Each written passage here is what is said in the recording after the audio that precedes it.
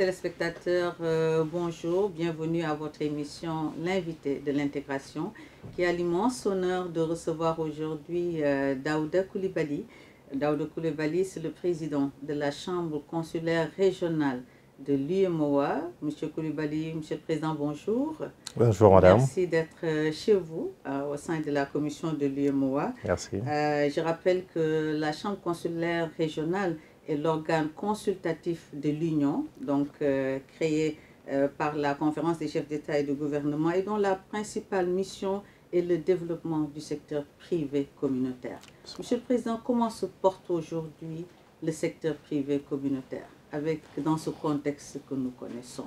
Guerre en Ukraine, flambée des prix, au niveau du pétrole, du gaz, etc. Comment se porte le secteur privé communautaire? Merci. Je voudrais vous remercier de l'invitation et dire que je suis très heureux d'être là et de visiter ce beau studio. Merci et d'être en votre compagnie. Alors, le secteur privé communautaire aujourd'hui, comme à l'image de tous les secteurs privés, il est un peu en souffrance du fait des chocs que vous avez évoqués.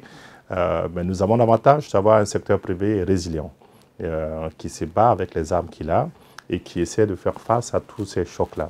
Vous l'avez dit, donc il y a eu la Covid, et pendant que nous pensions sortir de la Covid, il y a eu la guerre russo-ukrainienne, et avec des difficultés d'approvisionnement, avec des flambées de prix, avec tout le corollaire de soucis qu'on connaît. Mais nous avons un secteur qui a su faire le dos rond, qui attend en fait que ça passe et qui en fait est très résilient.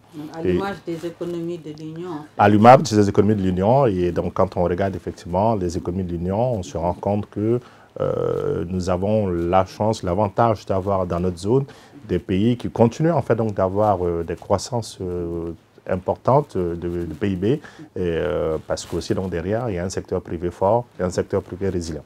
Alors qui parle de secteur privé parle bien sûr d'accès au marché public. Oui. Alors, récemment, en septembre 2022, le Conseil des ministres de l'Union a adopté un certain nombre de textes relatifs au partenariat public-privé. Quelle lecture faites-vous de l'adoption de ces différents textes réglementaires? Alors, nous sommes très heureux de l'adoption de ces textes-là. Et je voudrais rappeler que nous avons contribué, nous avons participé aux différentes étapes, au processus d'élaboration de ces textes. Donc nous ne sommes que très heureux que ces textes-là aboutissent. Nous attendons de voir que ces textes-là soient déclinés dans les différents pays et qu'ils rentrent effectivement en application. Mais sinon, c'est une initiative vraiment que nous saluons et à laquelle nous adhérons. À côté de ces textes, il y a également l'élaboration de la stratégie de développement du secteur privé qui se poursuit et également qui sera cette stratégie bientôt aussi soumise au Conseil des ministres. Alors, c'est en plus encore pour renforcer l'adoption des textes qui est intervenue en septembre 2022. Absolument, c'est un plus parce que ça permet d'avoir une réflexion commune. Nous sommes une zone, nous sommes une communauté et nous avons besoin de regarder tous ensemble dans la bonne direction. Adopter une stratégie qui permet que tout le monde regarde dans la même direction, ça ne peut être en fait que bénéfique pour nous, ces opérateurs privés. Et donc c'est quelque chose que nous saluons et quelque chose que nous accordons, que nous voulons en fait saluer. Et nous, en tout cas, sommes prêts à apporter notre pierre à la rédaction de cette stratégie-là pour que effectivement le secteur privé communautaire soit plus fort. Alors comment vous intervenez au niveau de la CCR avec l'ensemble des chambres consulaires régionales dans les États membres?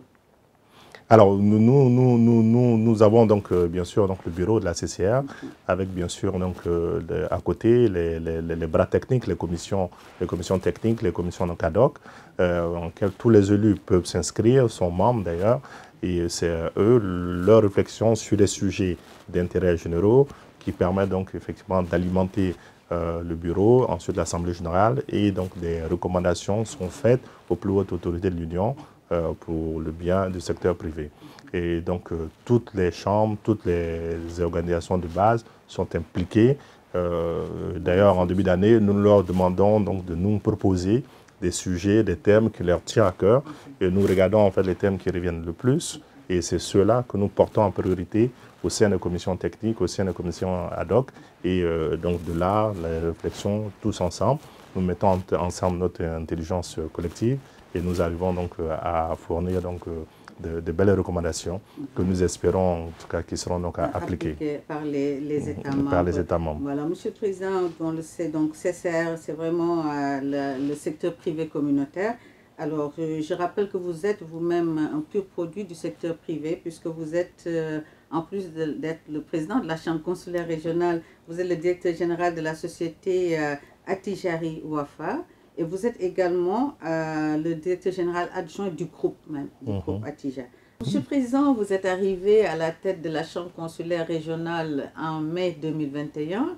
Et quand vous êtes arrivé, vous avez une feuille de route pour 3 ans qui correspondent, ces 3 années, à la durée de votre mandat. Cette feuille de route, est-ce que vous pouvez nous en parler, les grandes lignes, surtout les activités réservées au secteur privé communautaire? Alors, merci.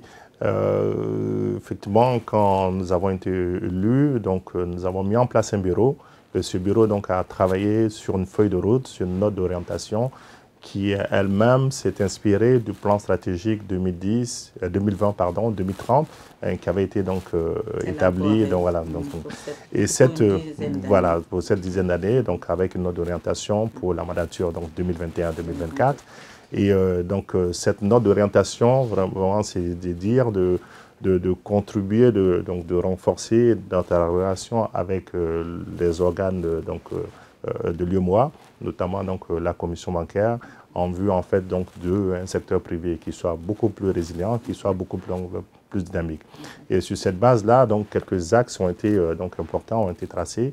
L'axe, c'est vraiment donc qui s'inspire de l'industrialisation, de la transformation industrielle de nos économies, ce que nous le voyons. Et c'est aussi donc la vision donc de la Commission, donc des chefs d'État. Et par rapport à cela, donc nous réfléchissons sur comment industrialiser donc nos économies, comment en fait changer notre panier donc d'exportation et comment en fait rendre les entreprises de la communauté, de la zone de façon beaucoup plus résiliente, qu'elle soit beaucoup plus résiliente et beaucoup plus dynamique dans la perspective de la ZLECAf, la zone de libre-échange économique continentale, et aussi en fait donc pour qu'elle puisse apprendre à faire face à ces chocs-là. Nous avons eu la Covid, nous avons la guerre en Ukraine. Demain, nous aurons certainement une crise. Et donc, nous devons préparer nos entreprises à être capables de faire face à tous ces différents chocs-là. Et donc, c'est vraiment ces 3 axes-là que nous avons tracés, sur lesquels donc, nous travaillons, et en liaison avec la commission donc, de l'UEMOA. Et donc, je voudrais saisir l'occasion vraiment pour remercier donc, le président Abdoulaye Diop, qui a vraiment donné aussi l'orientation et donc, dans les pas de qui nous marchons, parce que nous avons placé notre mandature sur la synergie d'action avec la commission de l'UEMOA. Et aujourd'hui, les choses se passent très bien. Merci beaucoup. Monsieur le Président, on est en début d'année 2023. Alors, vos priorités pour cette année 2023 à la tête de la CCR? Alors, à la faveur donc, des chocs et des crises qu'on connaît, donc les priorités deviennent nombreuses, mais bien sûr il faut arrêter donc, quelques listes. Et donc, la réflexion, c'est vraiment donc, de continuer à travailler sur la résilience donc, des entreprises. C'est vraiment arriver à développer donc, des partenariats gagnant-gagnant au sein donc, de notre zone, parce qu'effectivement nous avons besoin que nos entreprises puissent travailler ensemble et qu'elles puissent tirer donc, le meilleur de la situation. Et nous avons aussi, nous travaillons sur la mise en place d'un fonds d'indemnisation qui peut en fait aider le secteur privé en cas de choc exogène, parce que nous avons besoin que nos entreprises puissent repartir beaucoup plus rapidement. Et ces chocs-là ont affaibli donc beaucoup d'entreprises et elles ont besoin effectivement donc d'un accompagnement. Et donc nous réfléchissons au niveau communautaire comment en fait on peut mettre un fonds pour les accompagner. Et ce fonds serait financé comment? Alors ce fonds, donc, ça sera donc justement l'objet de la réflexion au cours de l'année 2023. Les comités, les commissions vont donc réfléchir et nous ferons donc des propositions donc, dans ce sens-là. Et nous avons aussi besoin, donc toujours dans la même direction, de mécanismes d'accompagnement des PME, des très petites entreprises, des fermes, des structures sylvo-pastorales qui, elles, ne sont pas bien aujourd'hui financées par le secteur privé classique. Et nous avons besoin donc de modèles révolutionnaires, de modèles nouveaux pour faire face donc à leur financement. Et nous avons commencé l'année dernière à réfléchir sur les mécanismes de financement qui puissent être adossés aux caisses de dépôt et de consignation qui, elles, ont des objectifs et des missions à plus long terme et qui, en fait, aussi, comme elles appartiennent aux États, sont capables, effectivement, de compenser ce que le secteur privé bancaire ne peut pas faire. Et pour le dernier point, donc, nous avons commencé l'élaboration de la stratégie, donc la zone, pour faire face à la zone de libre-échange économique, continentale économique. Et donc là, en liaison avec le PNUD, donc, nous espérons très rapidement donc, avoir les résultats de cette étude, une stratégie claire, précise, qui permettra, parce que la ZLECAf, c'est une opportunité, mais il faudrait en fait qu'on la prépare et qu'on puisse saisir toutes les opportunités qu'elle nous offre. Et donc là, nous travaillons donc là-dessus et nous allons bien sûr partager les résultats donc, de cette étude-là avec la Commission, mais aussi avec les autorités de la zone. Et vous permettre de faire des propositions concrètes. Absolument. Jouer pleinement votre rôle voilà. d'organe consultatif. Une toute dernière question, Monsieur le Président.